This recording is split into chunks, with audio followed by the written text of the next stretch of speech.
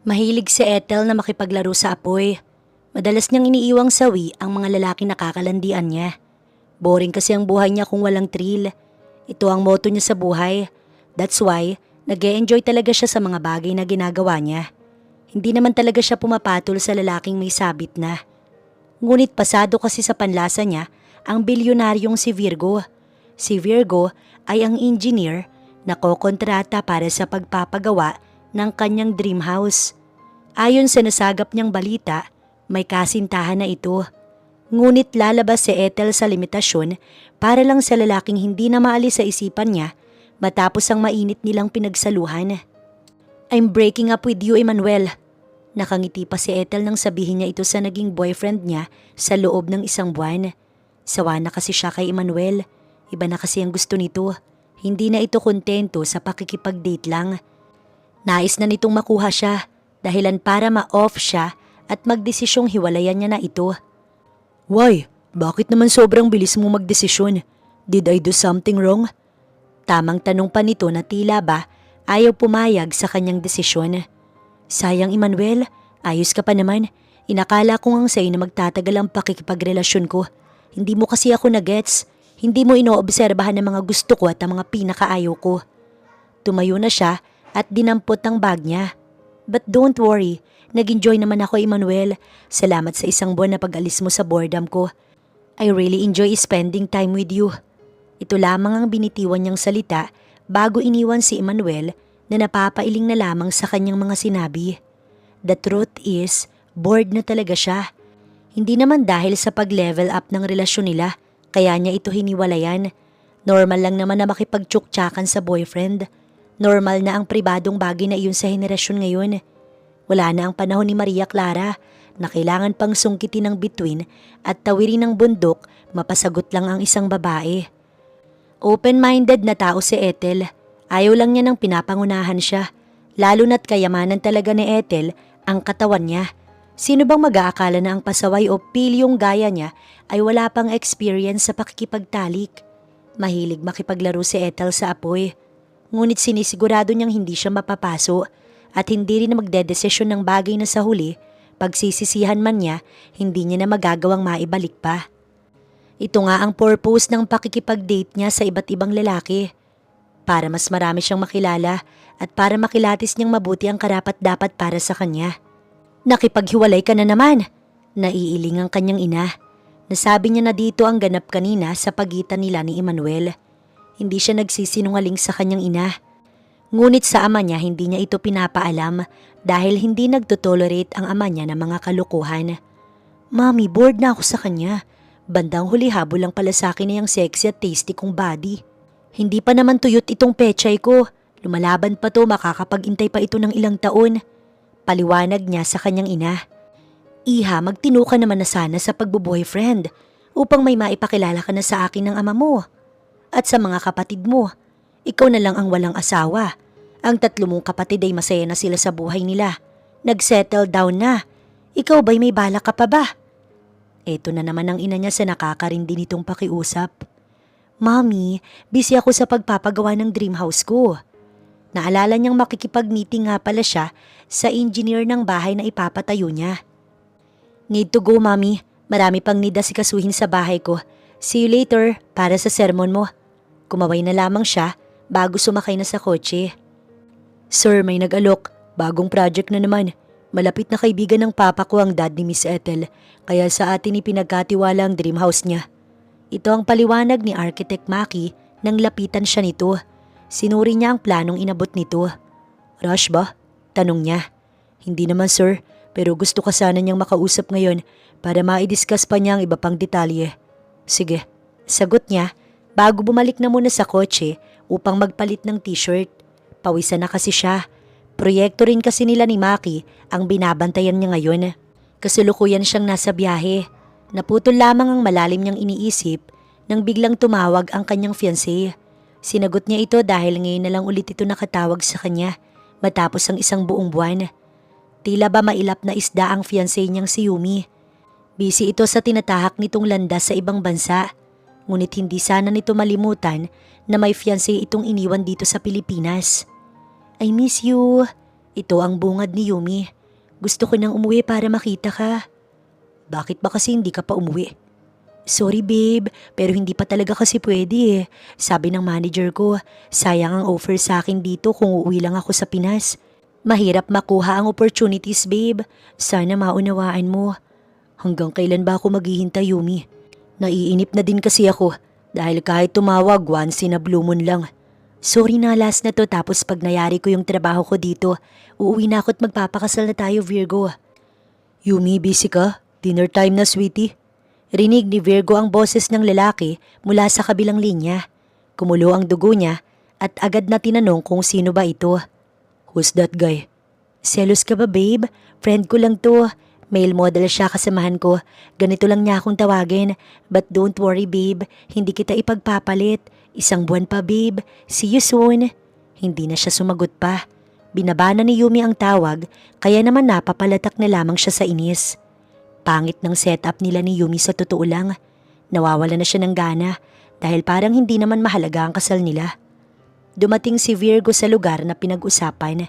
Si Maki naman, kasunod lamang niya ito at ito ang nanguna papasok sa bahay ni Ethel. Nakita niya ang babaeng simple lang ang ayos, ngunit hindi maipagkakailang kaakit-akit. Miss Ethel, si Engineer Virgo. Siya ang isa sa pinakamagaling na engineer sa departamento namin. Hindi ako mapapahiya na siya ang inirekomenda ko sa iyo. Paliwanag ni Maki. Sinulyapan siya nito bago ngumiti. So, proceed na ba tayo sa contract signing? Walang paligoy-ligoy ang babaeng ito.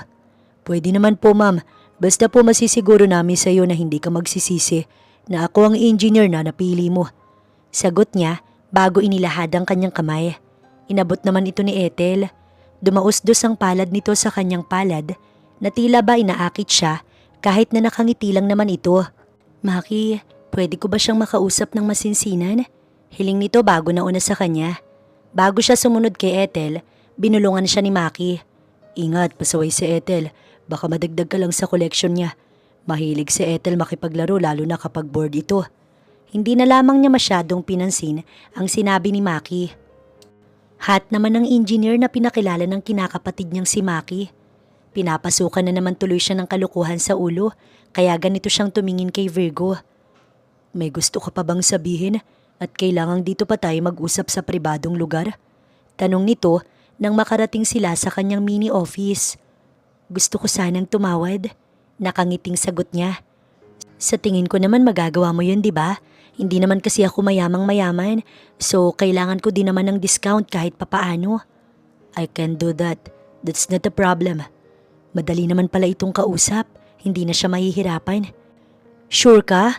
Generous ka naman pala tapos gwapo at hot pa. Swerte ko naman pala sa inirekomenda ni Maki. Natawa pa siya ng bahagya. Tapos ka na ba ma'am? May mga pupuntahan pa kasi ako. Formal naman ito masyado. Nilapitan niya ito, ngunit humakbang naman ito palayo sa kanya. I didn't know na allergic ka pala sa mga maganda. By the way, gusto ko lang naman sabihin na hindi mo na ako dapat tawaging ma'am. Mas gusto ko kapag tinatawag ako sa pangalan ko. But you can call me baby if you want. Pasaring pa niya. Bored ka na naman ba? Don't worry, hindi kasi ako pala patol.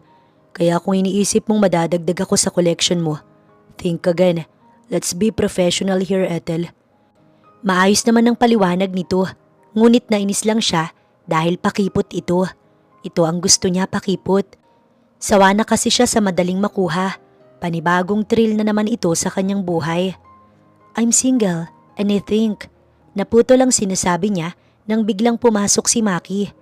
Ethel, pasensya na. Need na kasi kami ni engineer sa site. Boss, nandun si madam. Baling nito kay Virgo. Risked ko na lang para sa contract signing, Ethel. Ito ang sabi ni Virgo bago lumabas. Paglabas ng dalawa, pagaksyang natawa. So ignore lang ang beauty ko? Napuri lang, kala mo kung sinong pogi na talaga. Ang dami kong nakadate na mas gwapo pa sa kanya, no? Inis na sigaw ni Ethel bago nasipa ang trash bin. Nandun ba talaga o palusot mo lang? Ito ang tanong ni Virgo nang makalabas sila. Natawa si Maki habang kumakamot sa batok. Niligtas kita. Dapat magpasalamat ka sa akin. Sa ganda ng kinakapatid ko, hindi ako magugulat kung magtaksil ka sa GF mong si Yumi. Hindi kaya ng konsensya ko kapag dahil kay Ethel, naghiwalay kayo. Mukha ba akong mababaw na tao para mahulog agad sa kanya? Sinabi mo nga pang kursunada lang talaga si Ethel, kaya hindi ako padadala sa mga sinasabi niya. Hindi man kami madalas magkasama at magkita ni Yumi, mananatili ang relasyon namin. Ito ang paliwanag niya sa kaibigan at architect niyang si Maki. Kahit na minsan sinasabi mong nafe-fell out of love ka na sa kanya, ilang beses ka na bang nagselos tuwing may lalaking sumisingit sa usapan ninyo? Once in a blue mo na nga lang sumisingit pa. Tapos sweetie pa ang tawag. Hindi ba dapat magalit ka na? Ang bait-bait mo kasi. May tiwala naman ako kay Yumi. So sa tingin ko babalik naman itong feelings ko kapag umuwi na si Yumi. 1 buwan na lang daw malapit na siyang umuwi. Di ba nga, kaya mo siya pinapauwi na kasi natatakot kang mahumaling ka na sa iba. Hindi naman sana kay Ethel. Napailing pa si Maki. Heartbreaker kasi ang gaga na yon. So pag bored pa lang kinakapatid mo, lalaki ang pinag-iinitan no? Sana lang talaga dumating ang karma sa kanya. Napailing na lang si Maki bago naghiwalay na sila ng sakay. Dumiretso na si Virgo sa bahay ng magulang niya dahil inaanyayahan siya nitong mag-dinner. Kamusta naman ang trabaho? Ito agad ang bungad ng ama niya. Umaasa pa rin ako mag-iiba ang desisyon mo at magti-take over na sa company. Ikaw naman kadarating lang yan agad ang inopen mo. Saway naman ng ina niya sa kanyang ama na biglang natawa. Curious lang naman ako kung mag-iiba pa ang desisyon niya. Halina, baka lumamig pa ang pagkain. Dalasan mo naman anak ang pagbisita sa amin. Wika pa ng kanyang ama. Dad, I'm happy with my profession. Si kuya dapat ang mag-handle sa company. Mas better na siya na lang. Sus, si kuya mo gustong ikaw naman ang mag-take over. Sino ba talaga? Pero alam mo, masaya ako na walang inggitan sa inyong magkapatid. Masaya din naman si Virgo. Simple lang ang pamilya nila. Hindi sila nagpapalamon sa pera at sa galit. Nga pala anak, kamusta naman si Yumi? Hindi ba't parang sobra naman ang pag-stay niya abroad? Nalulungkot ako na hinahayaan kanyang mag-isa dito. Imbis na simulan na ninyo ang pangarap ninyong pamilya. Napabuntong hininga ang kanyang ina. 1 buwan na lang daw ma'am. Don't worry, I'm fine. Inuunawa ko si Yumi. Marami pa siyang pangarap. Ayokong ipagkait sa kanya ang bagay na inaasam-asam niya. Pero inaalala naman kita. Kapag naagaw ka ng iba, hindi na ako magugulat at mas lalong hindi ako nalulungkot dahil hinahayaan lang niya ang bunso ko. Wika pa ng kanyang ina. Ginagawa mo naman akong babaero, mami. Hindi naman, pero kung saan ka magiging masaya anak palagi akong susuporta. Thanks, ma'am. Nakangiting sagot niya bago pinagpatuloy na ang pagkain. Kinagabihan, sinubukan niyang tawagan si Yumi upang kamustahin ito. Ngunit tulad ng dati, wala na naman itong sagot. Next month na naman ba ang tawag mo? Pagaksyang natawa. Ngunit ilang segundo lang ay tumawag si Yumi. Ginanahan siya at agad itong sinagot. Ngunit imbis na si Yumi, lalaki ang sumagot. Yumi is busy, wag mo siyang abalahin. Agad niyang pinatay ang tawag. Mariin siyang napapikit bago tumayo mula sa prenting pagkakaupo. Dinampot niya ang susi ng kanyang kotse at agad na lumabas. Dumiretso siya sa club na matagal niya nang hindi napupuntahan. Agad siyang nag-order ng hard drinks. Ibibigay niya ang gusto ni Yumi.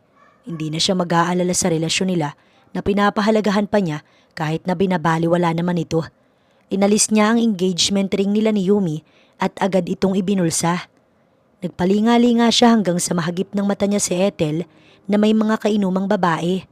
Nakita siya nito, ngunit agad rin siyang nag-iwas ng tingin. Napangisi si Ethel bago kinalabit ang kasama niyang si Marta. Nakikita mo ba ang lalaking yun? Oo, bakit? Hot naman umiigting pa nga. Patulan ko ba? Mahina niya itong hinampas. Gaga, dagdag sa koleksyon ko ang poging yan. Watch and learn. Engineer sa bahay ko ang lalaking yan.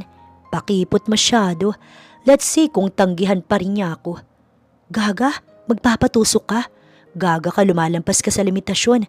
Date lang naman ang ginagawa mo Lasing ka na, Ethel. Hindi ako papayag na basta kang magdesisyon. Kilala kita. Kung matino ka, hindi ka magsasalita ng ganyan. Hinawakan ni Marta ang braso niya upang siya'y pigilan. Tama si Marta.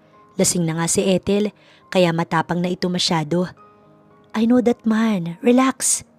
Makikipag-date sa akin ng lalaking yan. Just watch me. Gumigewang pa si Ethel nang lapitan niya si Virgo. Hello, hard drinks? Siguro may problema ka, no? So insensitive. Lasing ka na, umuwi ka na, Ethel. Papasundo na kita kay Maki. No, I'm not. Tipsy lang ako. Tignan mo, matino pa ako. Natigilan na ito ng kabigi niya ito palapit sa kanya dahil kamuntik na itong ma-out of balance. Superhero ka ba? Ang bilis mo namang gumalaw. Careful, Ethel. Ihahatid na kita since alam ko naman ang bahay mo. Cargo na kita dahil kaibigan ko ang kinakapatid mong si Maki. Ang sweet mo naman ngayon, samantalang kung pagsungitan mo ko kaninang umaga. Napakatindi. Ihahatid mo ko? Hala ka, baka madagdag ka sa collection ko. I'm not interested, Ethel. Iniwan na muna siya ni Virgo at kinausap si Marta. Ilang minuto lang, bumalik na ito at inalalaya na siya palabas. Ayaw pa sana niya dahil hindi pa siya tapos mag-enjoy. Ngunit mapilit si Virgo na ihatid na siya sa bahay. May GF ka na ba? Tanong niya habang nilalabanan ng antok. None of your business. Walang emosyong sagot nito. Nasusuka ako. Dumungaw siya sa bintana. Ngunit agad siyang hinila ni Virgo. Mahahagi pa ang ulo mo eh. Napakatigas ng ulo mo, Ethel. Sumiseksi sa paningin niya lalo si Virgo, lalo at nagagalit ito. Nandyan ka na sa bahay mo. Labas na. Buhatin mo ko. Request niya bago binuka ang kanyang mga braso. Binuhat naman siya nito patungo sa loob. Inihiga siya nito sa sofa at balak na siyang iwan nang hawak niya ang kamay nito. Stay. Hindi ba truth kung hahayaan mo kong mag-isa dito? Hindi na kita responsibilidad once na nandito ka na sa bahay mo. Hinubad ni Ethel ang kanyang saplot. Sobrang init. Please open the aircon. Request pa nito. Sinunod naman siya ni Virgo, ngunit hindi ito makatingin ng diretso sa kanya. Maling ideya ang ihatid niya si Ethel, lalo na't lasing ito. Ngunit hindi rin naman maaaring iwan niya ito sa club dahil baka mapano. Isang malalim na buntong hininga ang pinakawalan niya. I'm going home. Ngunit pinigilan pa rin siya ni Ethel. Hinawakan nito ang kamay niya at ipinadama sa kanya ang bagay na iyon dito. Kung sakali, ikaw ang unang magiging karanasan ko, Virgo. Anas pa nito bago siya hinalikan. Lalaki siya na nakakaramdam ng init. Hindi siya santo para magsinungaling na hindi siya natatakam na patulan si Ethel. Sinabayan niya ang bawat paghalik nito hanggang sa napalalim. Kinabukasan paggising ni Ethel, masakit ang kanyang ulo. Alam niya nang naisuko niya na ang kanyang sarili. Ngunit wala naman siyang pinagsisisihan dahil bukod sa sulit, dahil sa laki ng kargada ni Virgo, ay talaga namang dinala siya nito sa tinatawag na alapaap. Wala siyang saplot na umalis sa yakap ni Virgo. Yakap siya nito upang hindi siya mahulog. Hindi niya nga alam kung paano sila nagkasya sa sofa. Siya na rin pala ang humugot ng alaga ni Virgo na nasa loob pa ng kanyang pechay. Sinuot niya ang kanyang underwear. Mahapdi at masakit ang kanyang katawan, ngunit kaya pa naman niyang i-handle. Nagtungo siya sa kusina upang magtimpla ng kape. Ginawa niya rin si Virgo at pagbalik niya ay gising na ito. Nakapag-ayos na rin ito ng sarili at inabutan niya itong sinusuri ang sofa. Bakit, may problema ba?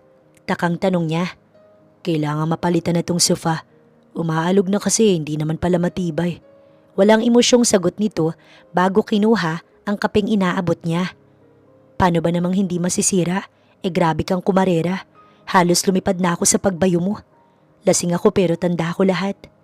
Sana lang nasatisfied ka sa ginusto mo at hindi ka sana magsisi. Hindi ako magsisisi dahil ginusto ko naman at maswerte ka na ikaw ang napagbigyan ko. Sa performance mo naman, 10-10 ka sa akin. Halos kasi hindi mag-fit ang alaga mo sa pechay ko. Sa ngayon makirot pa to kaya hindi masusundan ang pangyayaring to. Wala na akong balak sundan pa, Ethel. Tuloy ang trabaho natin. Pero ito hindi na ito mauulit. May kasintahan na ako. So, I can handle that. Ginusto mo din naman, meaning may problema ka sa jowa. That's none of your business. Palitan mo na ang sofa mo. Iniwan na siya nito at natawa na lang siya. Habang naliligo, tsaka lang siya nahimasmasan sa kanyang mga sinabi. Lumagpas na nga talaga siya sa limitasyon niya. May sabit na si Virgo. Sa dami ng lalaki na kadate niya, sa may sabit pa siya bumagsak. Matapos maligo at magmuni-muni, nagpasama siya kay Marta na bumili ng bagong sofa. Tinatanong siya nito tungkol sa nangyari nung hinatid siya ni Virgo, ngunit wala siyang sinabi na kahit ano. Nasira agad ang sofa mo? Parang hindi naman ka panipaniwala. Matibay ito ah, gift ko sa ito. Napahilot siya sa sentido. Naalala niya na pagsuot niya ng panty niya ay punit pala ito. Kagagawan din ni Virgo kagabi bukod sa pagsira nito sa sofa niya. Sinimulan na ang construction sa pinapatayo niyang dream house. Madalas na rin tuloy ang pagkikita nila ni Virgo na hindi naman problema sa kanya. Sa totoo lang, masaya nga siya na nakikita ito araw-araw. Bumabalik ang init na nararamdaman niya that night nung isinuko niya ang kanyang sarili kay Virgo. Pinalitan mo na ba ang sofa mo? Let me pay for that since ako naman ang nakasira. Nasamid siya nang biglang sumulpot si Virgo sa likod niya. Kasalukuyan siyang nasa barracks upang ipagluto ng pananghalian ng lahat. Hindi naman siya nag-iisa dahil marami siyang katuwang. Inakala kong kinalimutan mo na ang nangyaring yun. Don't worry, parehas naman nating pinakinabangan ng sofa. So binayaran ko na. Ang laki ng tampo ni Marta sa akin dahil regalo niya yon tapos nasira na lang bigla. Hindi na ito kumibo pa. Iniwan na siya nito ngunit hindi pa siya nakontento kaya iniwan na muna niya at binilin sa mga katuwang niya ang kanilang niluluto. Sinundan niya si Virgo upang makausap ito tungkol sa problema nito sa jowa. So, wala ka pa rin bang planong sabihin sa akin kung bakit balak mong maglasing nung nakaraang araw? Stop asking me, Ethel. Nasa side tayo at kasama natin ang kinakapatid mo. Hindi ka man lang ba kinakabahan na baka marinig ka niya? He's my best friend. Be careful. Ayokong magalit si Maki sa akin dahil lang sa pinatulan ko ang uhaw niyang kinakapatid. Paliwanag nito na tinawanan lang niya. Kilala na ako ni Maki. We're not that close pero alam kong kilala niya ako. Sagot naman niya. Magaling na pala ako. Wala na ang kirot at hapde. Game ka na ba ulit? Nagjo-joke lang naman siya. Hindi naman siya makati para palaging magpakamot. Gusto lang niyang guluhin si Virgo dahil sinusungitan na naman siya nito. Ayoko makipaglaro, Ethel. Please stop teasing me. Saway nito habang nagpipigil. Bilis namang magalit ng alaga mo. Natatawang wika niya bago sana babalik na sa barracks nang hilahin siya ni Virgo patungo sa isa pang barracks na wala pang laman dahil i-deliver pa lang naman ang gamit doon. Hindi agad siya nakapag-react nang iupo siya ni Virgo sa mesa at simulang hagkan. Mabilis din ang paggala ng kamay nito. Virgo, nagbibiro lang naman ako. Pwede bang tumigil ka dahil baka mahuli pa tayo ditong may ginagawang milagro? Bulong niya habang si Virgo abala na sa ginagawa nito. Upang hindi makagawa ng ingay, ay agad na tinakpan ni Virgo ng isang kamay ang kanyang bibig. Isang malaking kahihiyan talaga kapag nahuli sila na nagmimilagro sa barracks na ito. Masama palang biruin si Virgo, kaya sa susunod mag-iingat na siya. Matapos ang quick interaction nila ni Virgo, ay hindi sila sabay na lumabas.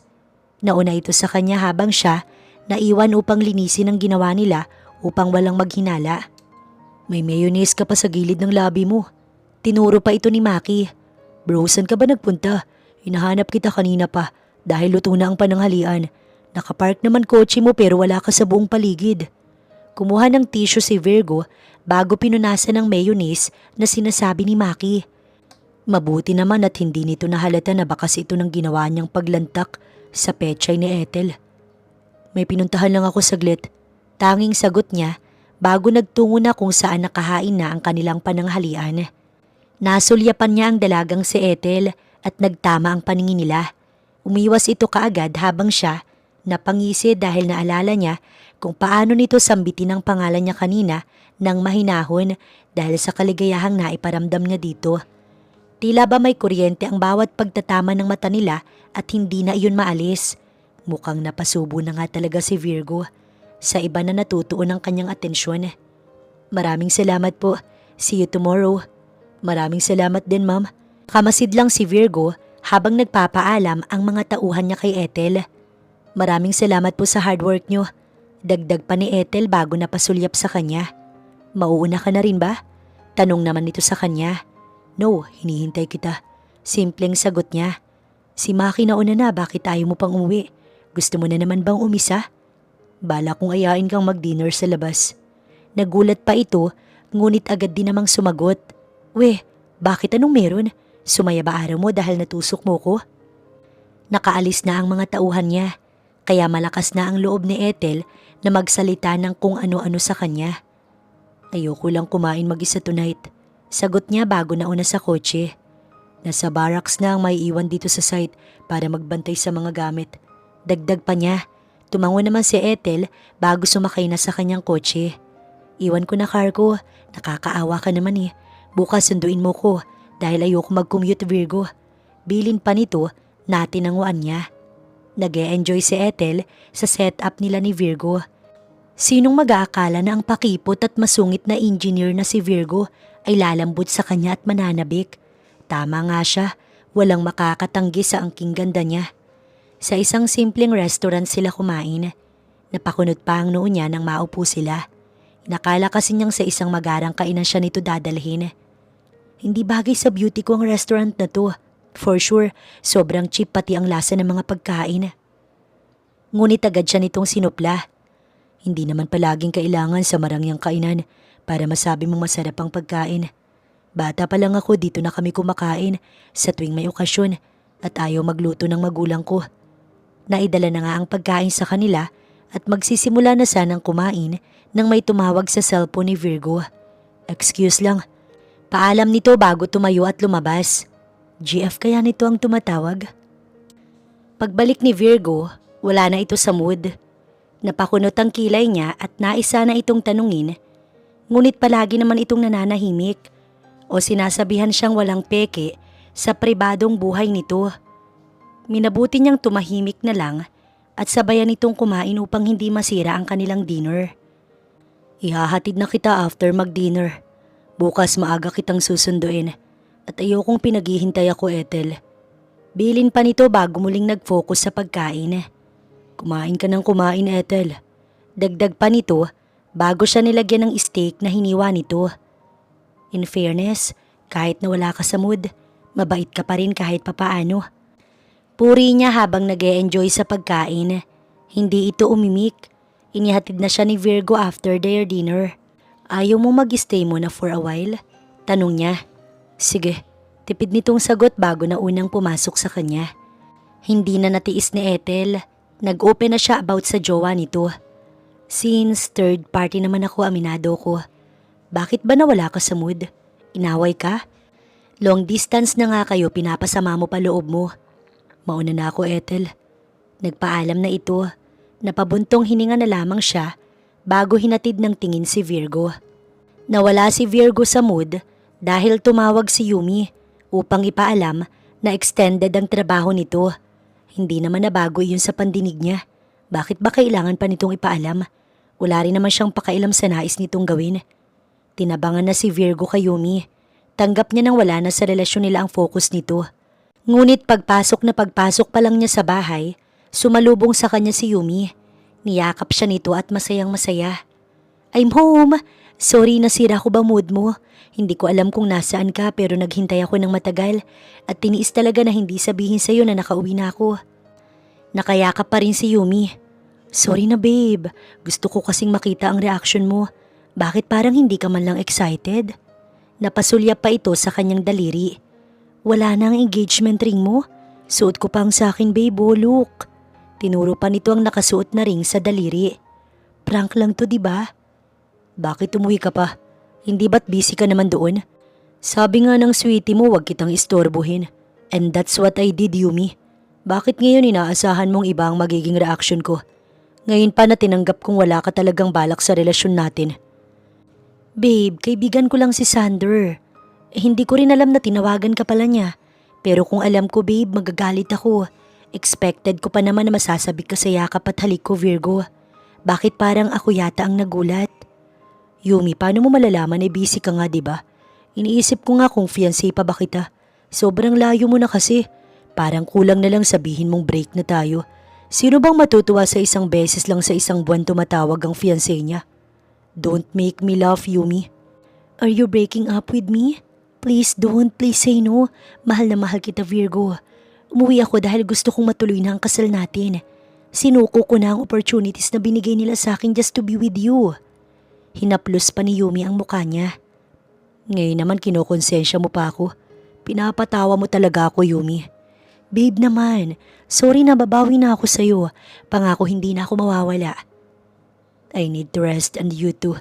Bukas na lang natin ituloy ang pag-uusap natin, Yumi. Walang emosyong sabi niya bago dumiretso sa silid niya. Ilang minuto lang, naramdaman niyang may yumakap sa kanya.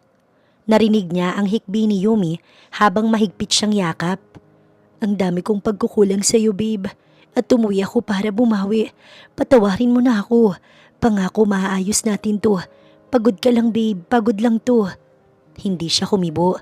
Wala man lang siyang naramdaman na saya at excitement na masilayan si Yumi. Talaga bang wala na siyang pag-ibig para sa fiancé niya? Dahil sa mga oras na to, si Ethel ang laman ng kanyang isipan. Ang mainit na pinagsaluhan nila ni Ethel ang tanging laman ng kanyang isipan.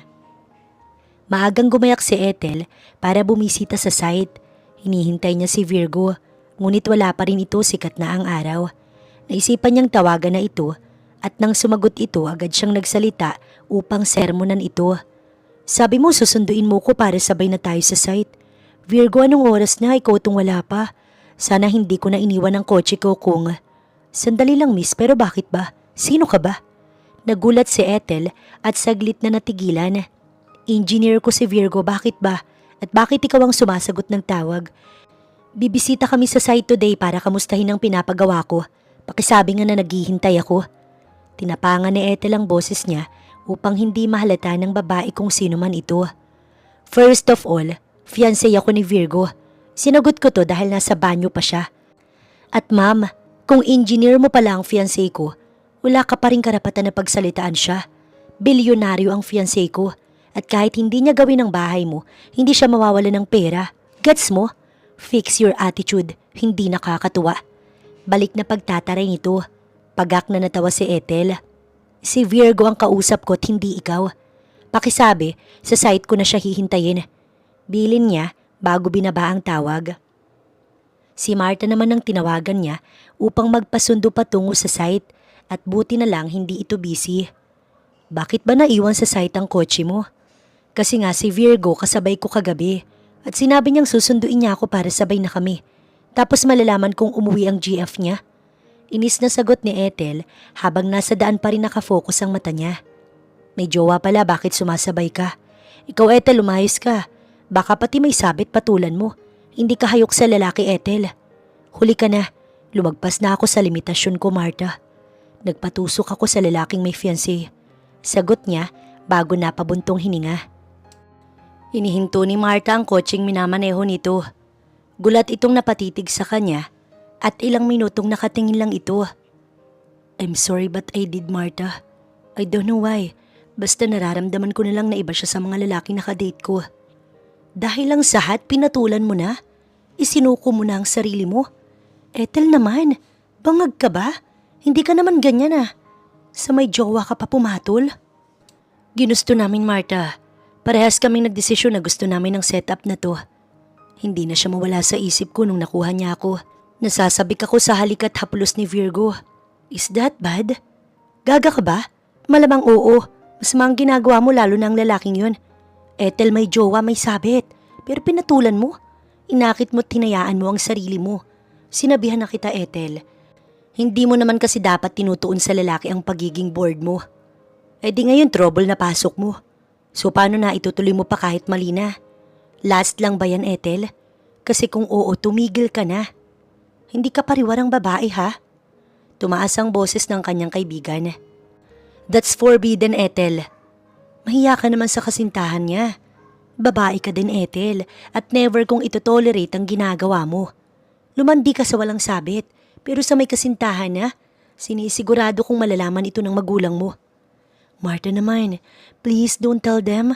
Bumalik na GF niya for sure. Matitigil na din naman. Matitigil lang kung aalisin mo siya bilang engineer sa pinapagawa mong bahay. Habang naglalapit kayo, masisiklab ang apoy at mahirap na itong patayin, Ethel. Marta, pangako, tapos na. For sure kakausapin din naman niya ako. Tama ka. Nakaramdam lang ako ng last kaya nagtuloy-tuloy. Hindi naman ako maghahabol sa kanya. Natawa pa siya. Ngunit inirapan lang siya ni Marta bago ito sumagot. Ako pa ba ang lolokohin mo? Matagal na kitang kasama. Kapatid na ang turing ko sa'yo, Ethel. Pakiusap lang. Huwag na sanang lumalim ang namamagitan sa inyo. Makipag-date ka sa iba at magtinu ka na. Sumeryoso ka na bago pa dumating ang karma mo. And maybe he's your karma. Ikaw ang gumagamit. But look at you now. Sa tingin ko ikaw ang nagamit bilang rebound. Panakipbutas ka habang long distance sila ng kasintahan niya. Masakit ang katotohanang sinasabi ni Marta, pero ito naman talaga ang totoo. Nakakainsulto man, ngunit talagang bumaliktad ang sitwasyon. Ginamit siya ni Virgo para sa kaligayahan nito habang wala pa ang kasintahan nito. Bakit mo sinagot ang tawag? Walang emosyong tanong ni Virgo nang makita niyang tumawag si Ethel. Bakit? Hindi na ba pwede, babe? Hindi ka dapat niya inuutusan ng basta porket may kontrata ka sa kanya. Hindi ba niya alam na bilyonaryo ka? Kahit hindi ka magtrabaho, marami kang... That's my job. Hindi ka dapat nanghihimasok, Yumi. Kasintahan kita pero may limitasyon ng lahat. Engineer niya ako. May usapan na kami bago ka pa man din sumulpot. Sa tingin mo talaga basta na lang tayong magiging maayos? Napamura si Virgo. 1 taon ka sa ibang bansa. Habang ako dito hinihintay ka dahil 1 beses lang sa 1 buwan ang paramdam mo. Umamin ka nga, Virgo. Tinitigan siya ni Yumi. Bakit bang hirap mong kuhanin? Ang hirap mong pakiusapan at kahit anong sorry ko wala ka ng amor sa akin. Virgo, niloloko mo na ba ako? May iba ka na bang babae? Bakit, Yumi? Trabaho lang ba talaga ang ginawa mo dun? Sa tingin mo ba mabibilog mo ang ulo ko na ang lalaking palagi mong kasama ay kaibigan at kasamahan mo lang sa trabaho? Prove me that I'm wrong, Yumi. Hindi mo ko kailangang amuhin o suyuin. Nakaluhod pa akong babalik sa'yo. Dinampot ni Virgo ang phone niya at agad na lumabas. Dumiretso na siya sa site. Saglit lang siyang nakipag-usap kay Maki para sa update sa mga kulang na materyales bago niya hinagilap si Ethel. Nakita niya itong kasama ang kaibigan nito na kasama rin ito sa club nung nagtagpo sila doon. Masama ang tingin ng kaibigan nito sa kanya at napapairap pa nang siya'y makalapit. Can we talk? About the house? Sure, saan ba? Normal lang naman ang reaksyon ni Ethel, ngunit ramdam niyang may naiba. Ethel, hihintayin kita. Bilin pa ng kaibigan nito. Sumunod si Ethel sa kanya sa pribadong lugar upang walang makarinig sa magiging usapan nila. She answered you. Ito ang panimula niya. Totoong nasa shower ako pero hindi ko inutos na sumagot siya at makailam sa mga kausap ko. Sorry for that. Bumalik na pala siya, no? Imbis na sumagot si Ethel na pinaliwanag niya, ay nagtanong ito. Nagulat lang ako, but that's not a problem. Hindi ko napapatulan sa susunod na makausap ko ulit. Ethel, balak sana niyang hawakan ang kamay nito, ngunit si Ethel na ang umiwas at nagets agad niya kung bakit iba na ito. Bumalik na ang GF mo. Stop doing this stupidity. We need to stop and forget what we started. Ako lang palang nag-umpisa. So ayun nga, ititigil ko na Virgo. Hindi naman talaga ako pumapatol sa may sabit. Sadyang hot ka lang talaga't naakit mo ko sa pagiging pakipot mo. Mag-thank you ka na lang na sa'yo ko pinatikim ang sariwa kong pechay. And from now on, maging professional na tayong dalawa. Simula sa araw na to, tungkol na lang sa bahay ang pag-uusapan natin. Be professional ko sa I trust you, Virgo. Kapag nalaman niya ako ang magpapaliwanag sa kanya na inakit lang kita. This is not what I want, Ethel. Hindi ako nakipag-usap para tapusin ang namamagitan sa atin. Pero yun ang gusto ko, Virgo. Just accept the fact na hindi na pwedeng ituloy ang last na nararamdaman natin. Dahil kahit ano pang sabihin mo o sabihin ko, you're committed to her. My girlfriend ka, Virgo. Please respect her.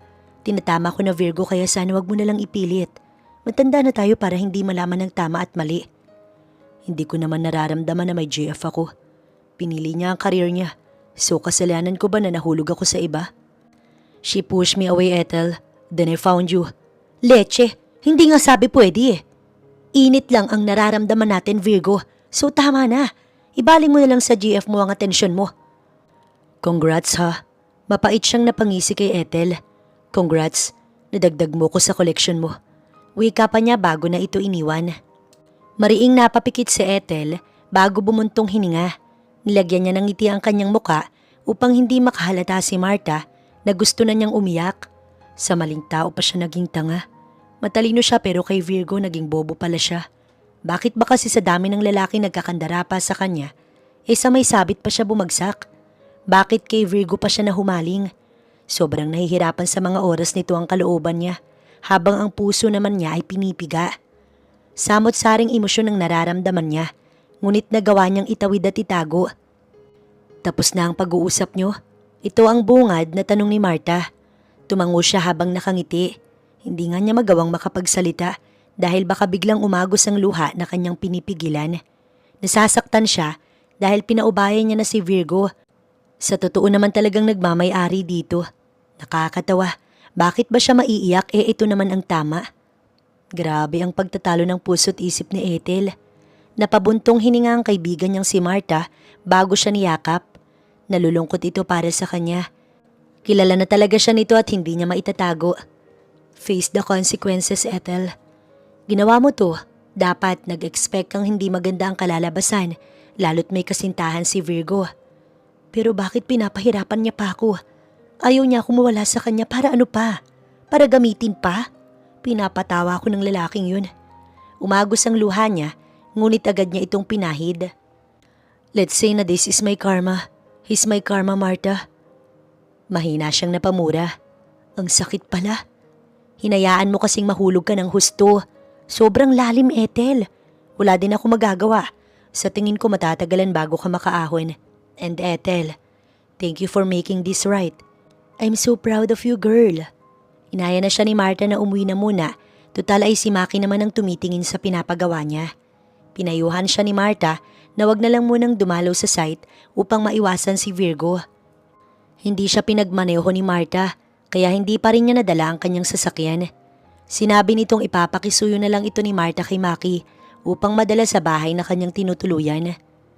Day pass, walang araw na hindi siya umiiyak. Hindi siya dumadalaw sa site at palagi siyang wala sa bahay. Nakikita na lang niya sa tapat ng gate na may mga rosas. Kapag naman nire-review niya sa CCTV, si Virgo ang nakikita niya. Ilang oras ito sa tapat ng bahay niya at pag-aalis na ito, nag-iiwan ito ng rosas. Sumunod na araw, pinalagay na niya sa blacklist ang name nito upang matigilan na si Virgo. Lalo lang humihirap kapag nalalaman niyang hindi pa ito bumibitaw. Masyado lang siguro silang napalapit sa isa't isa, kaya napakahirap pa sa ngayon nakalimutan ng mga nangyari. Kahit na 2 linggo lang yun para kay Ethel, ito ang pinakamasayang naranasan niya. Umuuwi ka nga sa bahay na to pero hindi ka naman nabuo. Nakakaumay na, Virgo. Naubusan ako ng pasensya na intindihin ka at hayaang makapag-isip. Sino ba kasi ang lecheng babae na yun? I'm tired. Pwedeng wag mo kong sabayan ngayon. Kasi pagod din ako. Pagod na pagod akong isipin kung may patutunguhan pa ba ang relasyon na ikaw naman ang sumira. You push me away, Yumi. Just accept the fact na ikaw itong nagbago. I am here to fix this. To fix us. Don't do this to me, Virgo. Mahal na mahal kita. Niyakap siya ni Yumi, ngunit wala na talaga siyang maramdaman dito. I don't know, Yumi. I don't know what to do. Napabuntong hininga siya. Ito, may inlapag itong litrato niya kung saan nasa tapat siya ng bahay ni Ethel. Paano mo ipapaliwanag to? Who's that bitch? Tell me who is she. Please tell me, Virgo. Nakikiusap si Yumi sa kanya habang lumuluha. Patatawarin kita, Virgo, umamin ka na. Kalimutan na natin ang mga ginawa mo. Magsimula ulit tayo, please. Marami akong pagkukulang. But the important now is I'm here. Hindi na kita iiwan kasi mahal kita. Mahal na mahal pala kita, Virgo. Maging totoo ka na muna sa sarili mo, Yumi. Ikaw ang magtapat sa akin dahil ako naging totoo ko sa'yo ng mahabang panahon. But you did dirty habang ako ang pinapalabas mong madumi sa ating dalawa. Hinihintay kita, Yumi. Pero sa ngayon tapos na tayo. Wala ka nang aasahan sa akin. Ikaw ang may kasalanan kung bakit ko ginustong mahumaling kay Ethel. Wala akong ginawa, Virgo. Hindi maaalis ang kasalanan mo kung ako ang sisisihin mo. Pinapalala mo lang. Hinugot niya ang kanyang cellphone bago may ipinakitang litrato. Maging ang video ni Yumi at ng lalaking palagi nitong sinasabi na katrabaho lang nito. Tingin mo talaga sa akin? Madali akong mabilog? Sabihin na nating oo. Nabilog mo ko ng ilang taon pero natauhan na ako. Habang nasisira na ang relasyon natin at nahuhumaling na ako sa iba, ginawa kong paimbestigahan ka na. Dahil gabi-gabi akong kinakain ng konsensya ko dahil nahuhulog na ako sa iba. Habang ikaw, pinapalabas mong trabaho ang dahilan kung bakit ka nandoon. Paliwanag niya bago tinitigan si Yumi. Hindi ka pala talaga nagmomodelo doon. Kasama mo si Sander na pumunta abroad para doon ninyo matuloy ang ginagawa mong panluloko sa akin. Kasi dito madali kang mahuhuli, di ba? And now, babalik ka na parang wala lang. Bakit? Sawa ka na kay Sander kaya iniwan mo na siya doon? Ibang lalaki na naman ba ang kakalantariin mo? Habang pinapalabas na inosente ka at ako ang nagloko sa ating dalawa, kahit na alam mo sa sarili mong ikaw itong unang nagloko at patuloy pa rin akong niloloko. Napaawang ang labi ni Yumi. Let me... Tingin mo masasaktan pa ako sa nalaman ko kung sino at ano talagang gawain mo? Nagagalit ako, Yumi.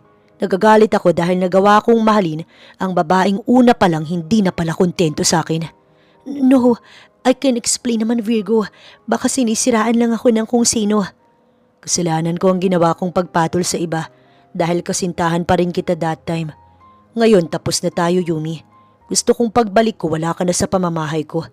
Malamig na wika pa niya bago dire-diretsyong lumabas ng bahay. Umuwi si Ethel upang kuhanin ang nakalimutan niya sa bahay. Inaya siya ni Marta na magdagat ngayon kaya aalis na naman siya at baka next day na ang balik niya. Inaalam naman niya ang sistema sa ginagawang dream house niya at ayon naman sa kinakapatid niyang si Maki na maayos naman ang lahat at tuloy-tuloy ang gawa. Kahit hindi niya itinanong ay sinabi rin ni Maki na ilang araw nang hindi bumibisita si Virgo sa site. Sinabihan na lamang niya na pabayaan na muna ito basta maasikaso ang pinapagawa niya at hindi mapending ang trabaho. Isinasara niya na ang gate nang biglang sumulpot ang isang babae sa likod niya at nagsalita ito. Ikaw siguro si Ethel? Yes, bakit? Hindi naman kasi niya nakikita pa si Yumi pero nabusesa niya ito, hindi lang siya sigurado. Dapat ba magpakilala muna ako? Sa tingin ko kailangan yon para maidiya ko. Sagot din niya mula sa mahinahong boses. Banayad lang ang pakikipag-usap niya, ngunit ramdam niya ang tensyon sa kanilang pagitan. Isang malakas na sampal ang iginawad nito sa kanya. Hi, my name is Yumi. Fiancé lang naman ako ng kinakalantari mong lalaki habang wala ako. Pakilala nito habang nakangiti. Hindi niya inaasahan ang sampal ni Yumi. Natawa na lamang siya bago napahimas sa pisngi. Siguro nalaman mong panay ang punta niya sa bahay ko kahit na tinapos ko nang namamagitan sa amin. Magalit ka lang. Hindi ko naman pwedeng i-invalidate ang nararamdaman mo. Pero wala kasi akong time makipagbangayan sa iyo eh. Besides, tapos na rin naman ang nagawa namin. At kahit nga gustong gusto pa niya, pinilit kong tapusin dahil nga nandyan ka na. Hindi ako makikipagsabunutan sa iyo dahil edukada ako. Edukada ka nga, pero pinatulan mo naman ang taong may karelasyon na. How dare you to talk me like that? Ikaw itong lumandi sa BF ko. Dapat humihingi ka ng tawad sa harapan ko ngayon. Is that what you want? Mapapatawad mo ba talaga ako pag ginawa ko yun? Then fine, I'll do it, Yumi. Tinitigan niya ito sa mata. I'm sorry from the bottom of my heart. Sinadya kong akitin ng BF mo, kaya sa akin ka dapat magalit. Nilandi ko siya at ginapang ko na parang ahas. Sasabihin mo ba akong higad? Go on, sabihin mo na lahat dahil nauubos na ang oras ko. Marami pa akong lakad, Yumi. Hahayaan kita ngayong araw. Pero sa susunod na bumalik ka dito, kalilimutan kong edukada ako at kakalad ka rin kita hanggang sa masira ang mukha mo at kailanganin mo pang magparitoke. I'll take all your insults. Kaya sulitin mo na. Malandi ako, bobo at tanga. Pinakamot ko ang makatikong pechay sa BF mo. Ano pa? Sabihin mo na, Yumi. Lumuhod ka sa harapan ko at halikan mo ang paa ko. Then after that, kalilimutan kong kinalantari mo ang BF ko. Natawa siya sa sinabi nito, ngunit ibinaba ni Ethel ang pride niya sa mga oras na to dahil isang malaking pagkakamali na pumatol sa may sabit. Lumuhod siya ngunit bago pa man niya mahalikan ang paa ni Yumi, ay may pumigil na sa kanya at inalalayan siya patayo. Virgo? Gulat pa niyang sambit sa pangalan nito. Bakit nakapasok ka dito sa village? Pinablock ko na ang pangalan mo ah. Bakit ba ang kulit mo? Hindi na napigilan ni Ethel ang kanyang luha. Makinig ka na muna. Bulong nito bago bumaling kay Yumi. Namumula sa galit si Yumi at tila ba nais siyang sugurin upang saktan. Sobrang kapal na ba talaga ng mukha mo, Yumi? After what you did, may gana ka pang sumugod kay Ethel para lang ano? para palabasin na ikaw ang inosente sa inyong dalawa? Mahal kita, Virgo. Mahal na mahal kita. Oo, mali ako. Nakagawa ko ng malaking kasalanan. Pero Virgo, pinagsisisihan ko naman. Ibalik na natin sa dati ang relasyon natin. Napagtanto kong hindi ko pala talaga kayang wala ka. Magulo lang isip ko noon kaya ako nagawa ang mga ganong bagay. But I'm here, Virgo. Sa'yo pa rin ako bumabalik. Dapat ba magpasalamat ako? Sarkastikong tanong ni Virgo kay Yumi. Walang masyadong maintindihan si Ethel sa usapan ng dalawa. Tahimik lang siya habang nakamasid. Kitang-kita ng dalawang mata niya kung paano magmakaawa si Yumi, kung paano ito lumuhod. Virgo, bumalik ka na sa kanya, itigil mo na to. Lumuluha niyang pakiusap. Paano ko babalik sa taong umpisa pa lang? Umpisa pa lang ng relasyon namin, nilulokot ginagago na pala ako. Sige nga, Ethel. What am I supposed to do? Magiging tanga ba ako't babalikan siya kahit na ikaw ang gusto ko? Ipipilit mo ko sa kanya. Maaati mong ibalik ako sa taong matagal na pala akong ginagago. Napaawang ang labi ni Ethel. Ibig sabihin, niloloko na pala ni Yumi si Virgo noon pa man, tapos pinapalabas nito na sila ang marumi at ito ang malinis. Pagak siyang tumawa, bago pinahid ang kanyang luha, nilapitan niya si Yumi na hindi makapagsalita at halos magpalamon na sa lupa. May natitira pa bang hiya sa katawan mo? Pareho lang pala tayong Makati kung ganun. Pero bakit pinapalabas mo na ikaw ang biktima, Yumi? Pinapatawa mo naman ako na to. Tingin mo mas better ka na? Kumabit ka pa rin, Ethel. Kung nalaman lang sana agad niya na mas Makati ka pala sa inaasahan ko, edi sana hindi na nagtagal ang relasyon ninyo. Amanos na tayong dalawa, Yumi. Hindi ka na makakapagmalaki sa akin ngayon. You! Dinuro siya nito. Ngunit agad niyang hinawakan ang kamay ni Yumi ng mahigpit. Don't you dare point your finger. Umalis ka na, Yumi, bago pa kita patulan sa pagiging palengkera mo. Hindi dito natatapos ang lahat. Banta ni Yumi bago galit na sumakay sa kotse nito at tumalis na. Napasulyap siya agad kay Virgo. Ginagago ba tayo ng tadhana? Pero Virgo, hindi pa rin tama ang ginawa natin. O ang ginawa mo, panluloko pa rin yun. Congrats pala, nakalaya ka na sa kanya. Sabi pa niya bago akmang sasakay na sa kotse nang hilahin siya nito at yakapin. Hinapit pa nito ang bewang niya upang magdikit sila. Virgo, I need to go.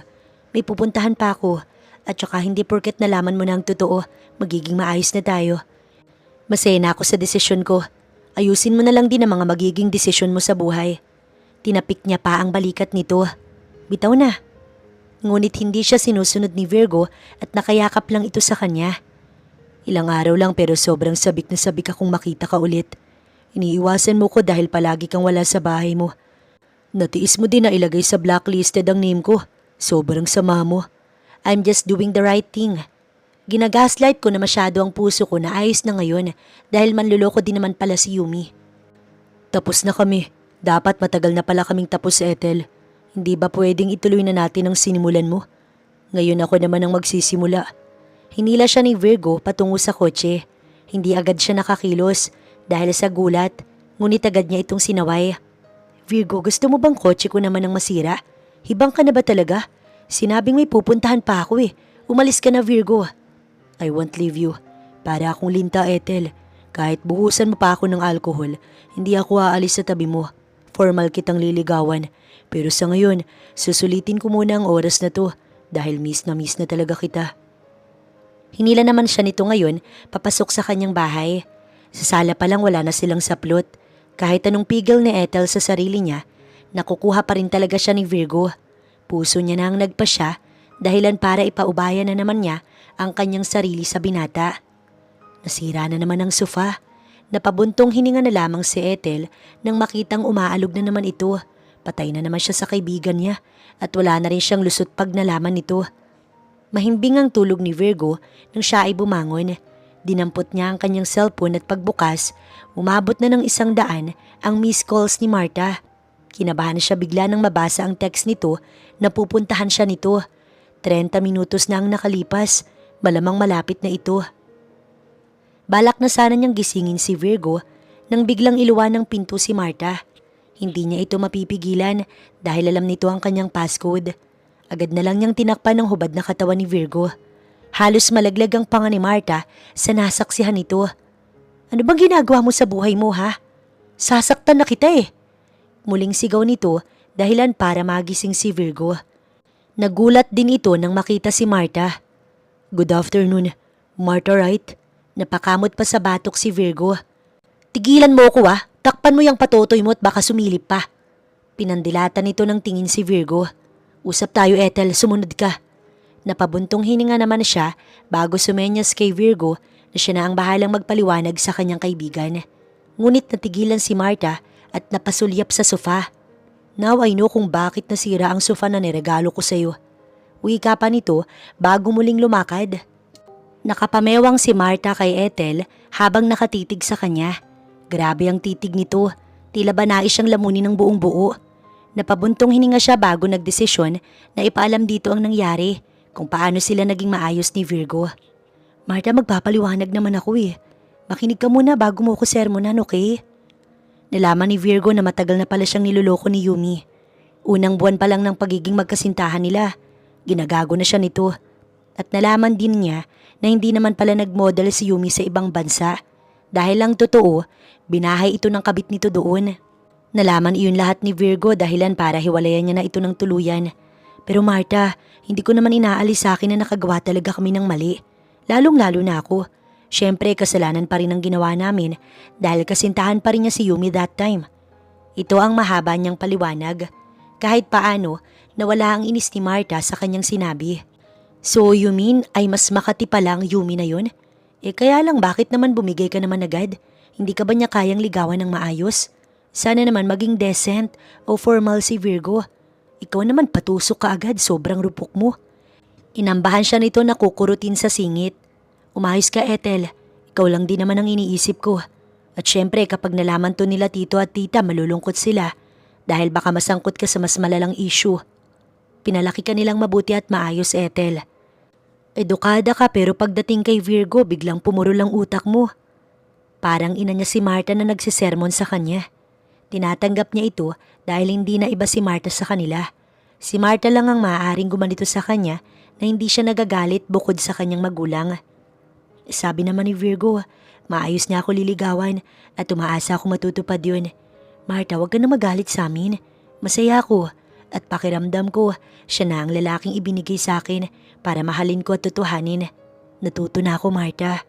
Sobrang dami kong natutunan. Sana support mo ko." Hinawakan niya pa ang kamay ni Marta. "Isosupport mo naman ako, di ba? Sa mga maling ginagawa mo, hindi kita sosuportahang gaga ka. Pero kung maayos naman at hindi na magulo ang sitwasyon ninyong dalawa, bakit hindi ko susuportahan? At oo naman, walang makakarating kay tito at tita sa mga ginawa mong kalukuhan." Natutuwang niyakap niya ang kaibigan. Bumalik sila sa sala kung saan nakabihis na si Virgo. Sinusuri din ito ang sofa gaya ng nangyari nung una. "Sobrang lakas mo sigurong kumabayo kaya pati sofa bumigay sa inyo." Naiinis na tanong pa ni Marta. "Hindi halatang sabi ka sa kaibigan ko, Engineer Virgo." Dagdag pang pangaasar ng kaibigan niya na tinawanan naman ni Virgo. "Bibili akong mas matibay, Marta." Pagsakay ni Virgo sa kanyang sinabi, "Sadyang hindi lang talaga quality ang mga nabili ninyo. But don't worry, ako na ang titingin para talagang matibay." "Hindi man lang kayo naawa sa sofa?" Yamot na bulong pa ni Marta. Napatingin sila ni Virgo sa isa't isa bago pa simpleng natawa. Samantalang si Yumi naman, grabe ang galit sa dalawa, lalo na kay Ethel na sumira sa kanyang mga plano. Siguro ito ang nagsabi kay Virgo na may iba siyang lalaki sa ibang bansa. Ito lang naman ang naiisip niyang maaaring sumira sa kanila. Ilang taon niya nang nabilog si Virgo, kaya bakit ngayon pa ito nagpaimbestiga? Hindi man lang niya nahalata na magagawa ito ni Virgo. At ngayon nahuli na siya, sirang-sira na ang kanyang mga plano. Binalak sana niyang ipaako kay Virgo ang anak niya kay Sander. Buntis siya at sa loob sana ng 1 buwan na makakasama niya si Virgo, tsaka pa lamang niya ito ipaplano. Ngunit nasira dahil sa hayop na babaeng yun. "Bakit ba hinahabol mo pa ang lalaking yun? Nandito naman ako para sumalo sa'yo." Niyakap siya ni Sander. "Wala na tayong pera, pag-ibig pa rin ang uunahin mo. Kailangan kong mahututan si Virgo. Hindi mo ba ako naiintindihan?" Inis niyang tanong dito bago umalis sa yakap ni Sander. "Leche ka kasi. Sana hindi ka umiepal sa tuwing kausap ko ang buwisit na yun. Imbis na makapag out of town na naman, pending na naman ang mga balak ko dahil nahumaling na sa iba si Virgo. Nakakainis pa dahil mayaman ng malanding yun. Gustong magwala ni Yumi habang nagrereklamo at nilalabas ang galit niya kay Sander. Hindi naman talaga niya minahal si Virgo. Kailangan lang niya ito para sa pera. Sagana siya kay Virgo pero tumabang na ito sa kanya kaya wala na siyang sustento mula dito. Patayin ko kaya ang babaeng yun, then tsaka natin nakawan tapos lumayo na tayo. Nagulat si Sander sa kanyang sinabi. Hibang ka na ba? Madedihado tayo sa gusto mong mangyari, Yumi. Ayoko makulong. At pwede ba, wag mong idamay ang anak ko sa katangahan mo. Kahit paano may ipon naman ako. Pwede ko namang ibigay ang gusto mo. Pagsusumikapan ko. Hindi ako papayag na maging masaya sila, no? Dapat kung magdurusa ako, magdurusa din ang isa sa kanila. So ano nga, hindi siya kayang patayin? Seryoso ka ba? Oo, bakit ba? I'm out, Yumi. Hindi ako kriminal at hindi ko pinangarap na maging kriminal. Bakit ano bang tawag mo sa ginawa natin kay Virgo? Iba ang ginawa natin at iba ang mabigat na pinapagawa mo. Karahasan ang gusto mo. Sobrang hibang ka na talaga, Yumi. Inaako na kita. Ayaw mo pa. Pinapagulo mo lang lalo yung buhay mo. Idadamay mo pa ang bata. Yumi, hindi pa huli ang lahat. Tumigil ka na at pabayaan si Virgo sa babaeng yun. Ilang taon mo naman na siyang niloko so please stop. Nakiusap na si Sander sa kanya. I don't love you, Sander. Ginagamit lang kita, pwede bang umayos ka? Corny mo kasi. Eh di sa iba ko ipapagawa o kaya ako ang gagawa. Wala nang magiging masaya, Sander. Dagdag pa niya. Totoo ba? Napakunot ang noo ni Virgo sa tanong ni Maki. Nasa site sila ngayon, binabantayan ng mga trabahador at nag-check na din ng mga natapos na sa parte ng dream house na pinapatayo ni Ethel. Totoo ang maang-maangan pa niya kahit may ideya na siya sa nais nitong malaman. Formal mong nililigawan ng kinakapatid ko? Wala na daw kay ni Yumi at nalaman mong… Sandali nga, investigador ka ba? Saan mo naman nasagap ang balitang yan? Napakamot naman ito sa batok bago sumagot. Nasagap ko lang sa kaibigan ni Ethel na si Marta. Si Marta kasi parang reporter ko siya. Grabe pala ginawa ni Yumi, no? Pag-iiba nito ng usapan. Chismoso ka rin pala, no? Inasahan ko pa namang hindi ka chismoso. Hindi ko na pala ikukwento sa iyo ang mga nangyayari sa buhay ko. Hindi mo rin naman sinasabi. Hindi ko naman kasalanan na si Marta mismong nagbalita sa akin. But anyways, masaya ako para sa inyo. Sa wakas ay may makakapagpatino na sa kinakapatid ko. Yeah, nililigawan ko na nga siya ilang araw na rin. Hindi na nga ako makapaghintay na makilala ang pamilya niya. Mas matutuwa ang amatina niya dahil sa wakas may lalaki na siyang ipapakilala sa mga ito. Lumakas tuloy lalo ang loob ni Virgo. Nakatakda ang dinner nila tonight sa bahay ng magulang ni Ethel. Sa ngayon na wala namang hadlang sa panliligaw niya. Hindi lang niya sigurado kung papasaba siya sa magulang nito. Maaga siyang nag-out sa trabaho upang makapagbihis ng formal dahil nais ni Virgo na desente siyang haharap sa magulang ng babaeng mahal niya. Usapan na nila ni Ethel na daraanan niya ito sa bahay ni Marta. Nandoon kasi ito ngayon, may banding daw kasi ang dalawa kaya hinayaan niya na. Bandang 5:00, dinaanan na niya si Ethel. Kinakabahan ka ba? Nabasag ang katahimikan nang magtanong si Ethel. Hindi. Bakit naman ako kakabahan? Hindi naman siguro kumakain ng buhay na tao ang pamilya mo, di ba?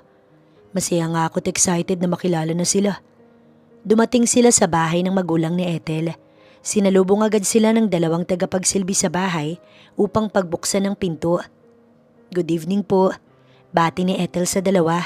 Dumiretso na ito sa dining area habang hawak nito ang kamay niya. Nadatnan nila ang matina nito na mukhang kanina pa sila inaasahan. Napasulyap sa kanya ang ina nito bago ngumiti. Hindi nakakapagtaka kung bakit nabihag mo ang anak ko. Nice to meet you po. Kamusta po kayo? Inilahad ni Virgo ang kanyang kamay upang makipag-shake hands. Inabot naman ito ng ina ni Ethel. Nakakatuwa namang maipapakilala na ang anak ko sa amin. Ito ang unang beses, Virgo. Sobrang nasisihan talaga kaming mag-asawa. Kung hindi mo alam, ay sobrang pasaway ng anak namin.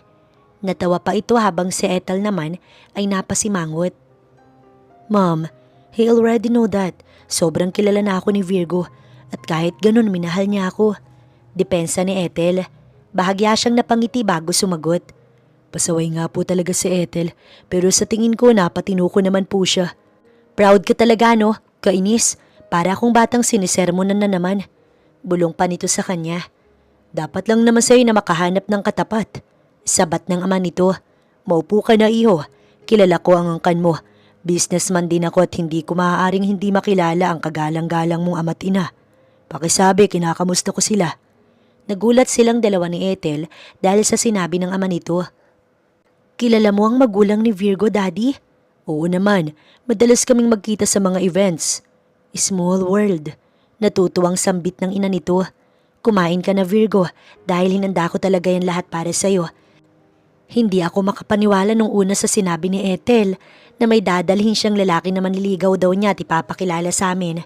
Madalas kasing tumatanggi si Ethel kapag sinasabihan ko siyang magtinuna at makipagrelasyon ng maayos. Dahil ang pakikipagrelasyon ay isang obligasyon at commitment. Mami, dinadaldal mo naman ako sa boyfriend ko eh. Napaawang ang labi ni Virgo sa sinabi ni Ethel. Hindi ba't nililigawan pa lang niya ito? Boyfriend mo na pala. Oh sorry, akala ko kasi manliligaw mo pa lang. Nahihiyang sabi ng ina nito. Napasulyap siya kay Ethel, ngunit kinindatan lamang siya nito. Since hindi naman na kayo bumabata, ay may balak ba kayong magpakasal agad o ilang taon muna kayong magiging magkasintahan? Gusto ko kasing maabot ko pa ang apo ko sa anak kong si Ethel. Diretsahan ng ama ni Ethel, ngunit hindi siya nabigla dahil bago pa man ito magsabi, ay ito naman talaga ang nais niyang gawin. Hindi naman dapat patagalin pa. Nais niyang bumuo na sila ng pamilya dahil noon pa handa na si Virgo. Nagkataon lang na sa maling babae siya naging handa. Hindi ba't parang masyadong maaga para sa kasal nila? Hayaan muna natin na i-enjoy nila ang pagiging magkasintahan nila. Sumabat si Ethel. Mas mag-e-enjoy kami kung bubuo na kami ng pamilya, Mami. Handa na po akong makasal, lalo na po sa taong mahal ko. Sa tingin ko wala na akong gustong ibang gawin, kundi ang lumagay na lang po sa tahimik, kasama ang taong mahal ko. Sumulya pa ito sa kanya nang may matamis na ngiti. Basta ba handa na rin ang taong mahal ko? Opo, handa na po ako napakasalan si Ethel. Wala naman pong ibang dahilan, bakit kailangan pang patagalin? Masaya nila itong pinag-usapan. 1 oras pa ang pinamalagi nila bago nagpa siyang umuwi na. Lingid sa kaalaman nila, nagpaplano na si Yumi kung paano nito mapapatay si Ethel. Kating-kati na itong mawala si Ethel sa landas niya. Magiging impyerno ang buhay nilang lahat.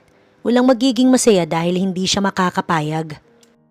Masayang naghahanda ang dalawa para sa biglaan nilang pagpaplano sa kasal. Si Virgo sa place habang si Ethel kasama si Marta para sa bulaklak na nais niya.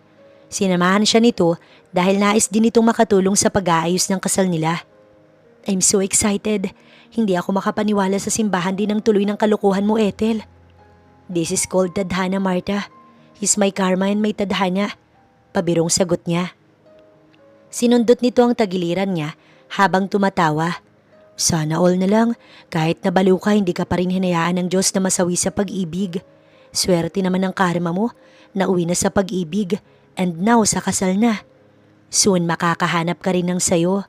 Pinalakas niya ang loob ng kanyang kaibigan. Tumuloy na sila sa flower shop na kanilang napili. Si Marta ay namili na habang siya naman saglit na nagpaalam para lumabas dahil tumatawag ang kanyang ina. Mommy, bakit napatawag ka? Ngunit hindi niya na narinig ang sagot nito nang mahulog niya ang kanyang cellphone sa lapag dahil sa gulat nang biglang dumikit sa kanya at tinutukan siya ng baril. Remember me, bitch? Ako sanang ikakasal kay Virgo at hindi ikaw kung hindi ka lang umepal. Yumi, maraming CCTV dito. Hindi ka ba natatakot? Yumi, tumigil ka na sa kadesperadahan mo. Hindi ko ire-report to kung aalis ka na lang ng maayos at hindi na itutuloy itong kahibangan mo. I don't care. Sa tingin mo mahalaga pa sa akin ang mga mangyayari after kitang bawian ng buhay? Parehas tayong magdurusa, Ethel. Hindi ka magiging masaya. Walang happy ending sa inyo ni Virgo. Inagaw mo ang lahat sa akin, kaya dapat lang na buhay mo ang maging kabayaran.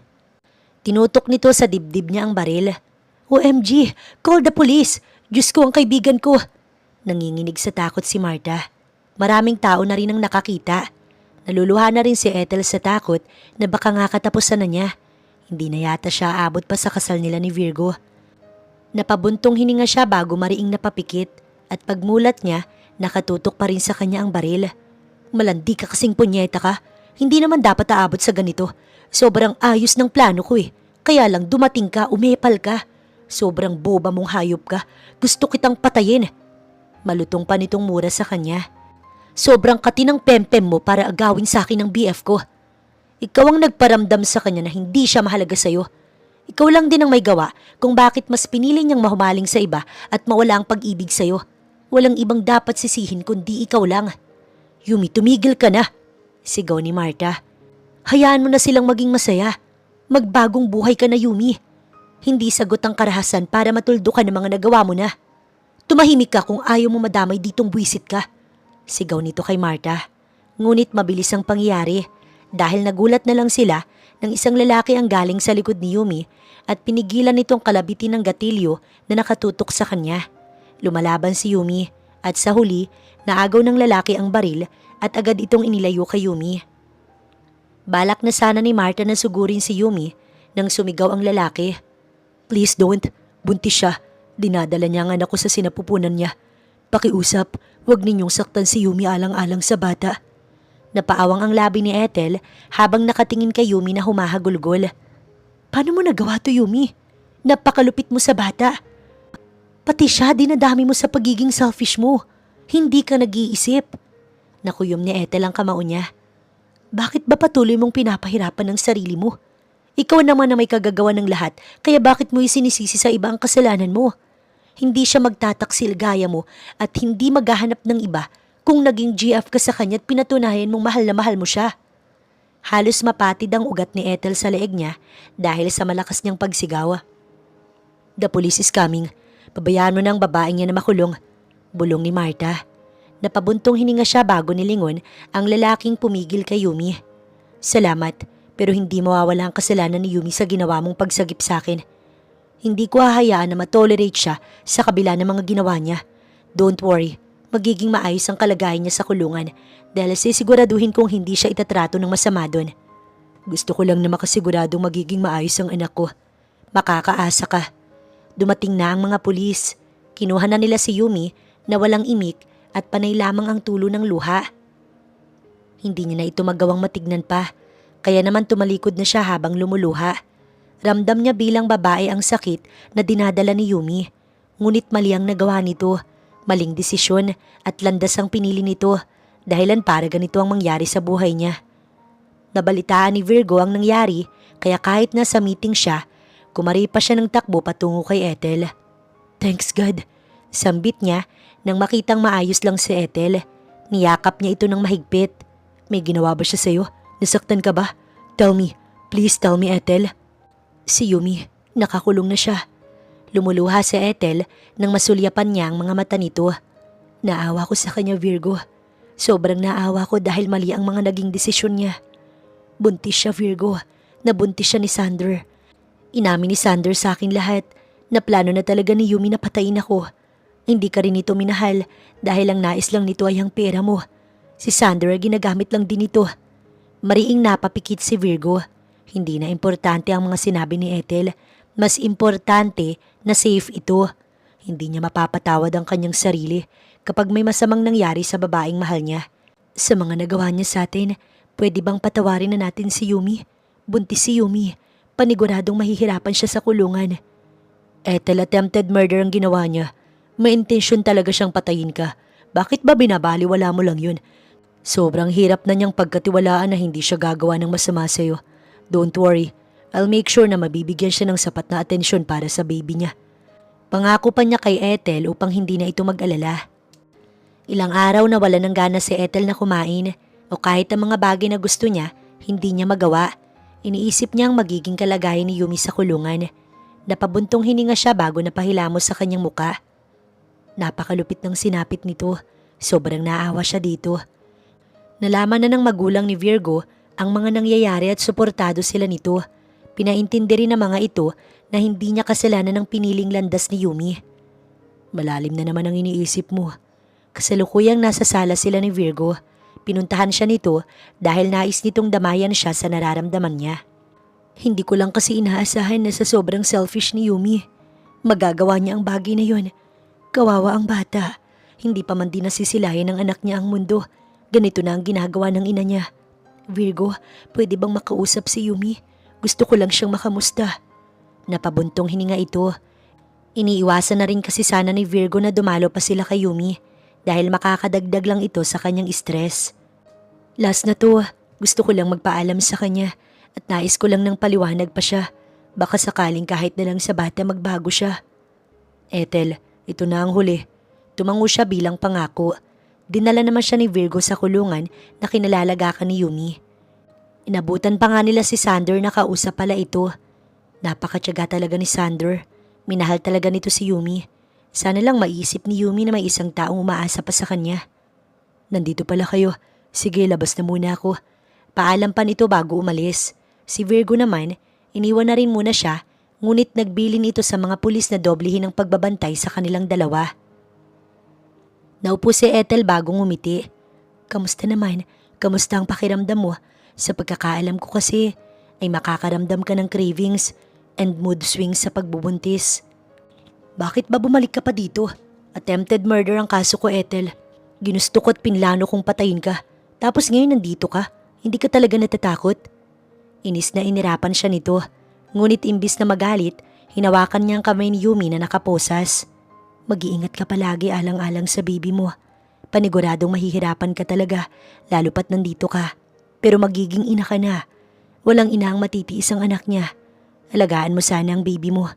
Palagi kitang padadalhan ng mga kailangan mo pangako, Yumi. Ngunit hindi na ako makakapunta pa dito. Si Sander, palagi siyang nasa tabi mo. Sana mapansin mo ang pagmamahal na ibinibigay niya para sa'yo at para sa anak mo. Yumi, hindi ko alam kung nung una, dapat ba akong humingi ng tawad? Pero napagtanto kong oo, kailangan ko nga pala. Nasaktan din kita. May kasalanan din ako bilang babae. Ngumiti siya bago muling nagsalita. Patawad. Patawad sa sakit na naiparamdam ko sa'yo. Sana lang magsilbing aral sa atin ang mga nangyari. Sayang naman kung sisirain lang natin ang mga buhay natin sa walang kwentang bagay. Sana, Yumi, mabigyan ka ng parol para may pagkakataon ka pang maituwid ang mga pagkakamaling nagawa mo. Sana sa susunod na pagkikita natin, magsimula ulit tayo at maging mabuting magkaibigan. Tumayo na siya at tumalikod kay Yumi. Nakayuko ito kaya hindi masyadong makita ang reaksyon. Ngunit natigilan siya sa balak sana niyang paghakbang nang magsalita ito. Buisit ka talaga. Bakit ba umaasa kang magbabago ko? Bakit sa lahat ng taong nakasalamuha ko, ikaw lang ang naging ganito sa akin? Dapat husgahan mo lang ako. Bunga ng kalandian ko ang batang to kaya sige pagtawanan mo ko. Hinarap niya si Yumi na lumuluha na pala. Lahat ng tao deserve ang second chance. Pinapatawad na kita kahit na hindi ka humingi ng tawad. Ayokong bitbitin ang mabigat na pakiramdam na to. Mag-iingat ka palagi. Patawarin mo ko, Ethel. Diyos ko, patawarin mo ko. Napahagulgol na ito habang siya iniwan na si Yumi dahil hindi rin niya kayang makitang lugmok na lugmok ito. Marami silang natutuhan sa mga nangyari. Ganun pa man, masaya siya na sumuko na si Yumi at hindi na nagpakain sa galit. 5 taon nang lumipas, masaya silang namuhay ni Virgo na magkasama. Biniyayaan sila ng kambal na anak na mas nagpatibay sa pagsasama nilang mag-asawa. Taon nang lumipas, ngunit parang kahapon lang ang lahat ng nangyari kung iisipin niya. Mama, si Ethan, inaaway ako. Sumbong ng anak niyang si Vibory. Sinungaling si Vibory? Mama, siya kaya yung umaaway kay Ethan. Sumbong naman ni Rovic. Si Rovic ay ang kambal ni Vibory. Babae-lalaki kasi ang kambal nila.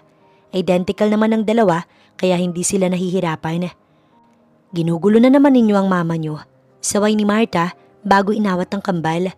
Napasulyap ito kay Ethan na tahimik lang habang hinihintay si Rovic dahil naglalaro ang dalawa ng chess.